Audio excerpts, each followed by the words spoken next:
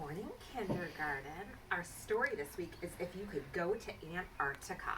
I bet Antarctica's cold, don't you think so? It's nice and warm here. And it's by Faye Robinson. Who do you think Faye Robinson is? You're right, she's the author. If you could go to Antarctica.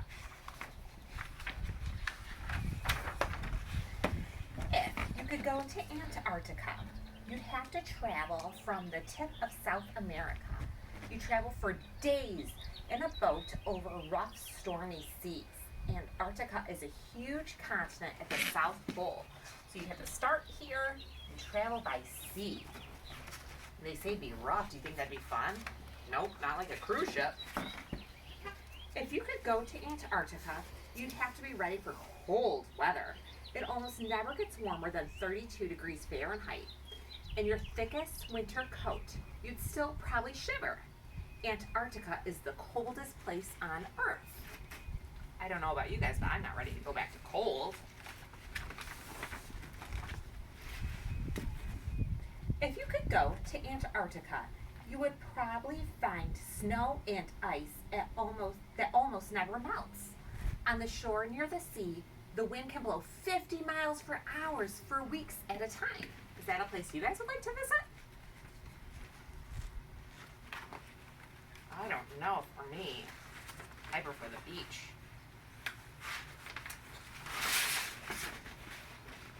If you could go to Antarctica, you might see chunks of snow ice breaking and falling off into the sea. These floating shapes are called icebergs. They crash like thunder as they split from the ice shelf. If you could go to Antarctica, you might see penguins. Penguins gather in huge groups to lay their eggs and raise their chicks. It says the emperor penguin is about 47 inches tall. You'll have to have your mom or dad measure you and see if you're taller or shorter than an emperor penguin. Do you think Mrs. Grimm is taller or shorter? Yes, Mrs. Grimm is probably taller. I'll have to see what you guys are. If you could go to Antarctica, you would see that penguins don't fly. They zoom through the water as fast as cars.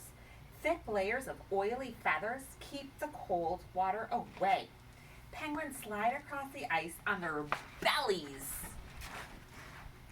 Remember we read about that in the Magic Treehouse book? Well, that was a polar bear, and they got saved that way.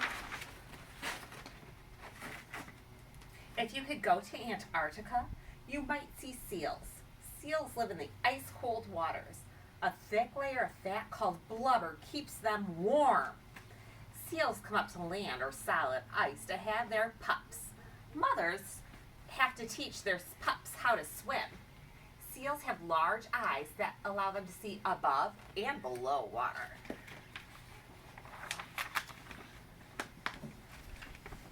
If you could go to Antarctica, you might see whales lunging up from the water. Many whales visit the Antarctic in the summertime. Humpback whales are huge but aerobatic animals. They can be 50 feet long as a tractor trailer, but they can throw their bodies completely out of the water. I bet it's beautiful to see. If you can go to Antarctica, you might not see many plants. Most plants don't grow in the snow.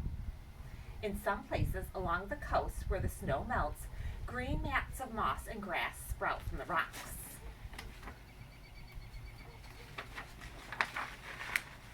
No one lived in Antarctica until 1898.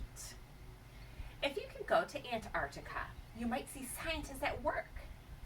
They are the only people in Antarctica. They are studying the unusual plants, animals, and weather. Would you guys like to be a scientist in Antarctica? If you could go to Antarctica, you would see snowbirds as big as forests. White fields of snow and huge waves crashing into the sheets of ice. Antarctica is the perfect home for a few amazing plants and animals. Because that's the way God made it, isn't it? Every place is perfect. Would you visit if you could?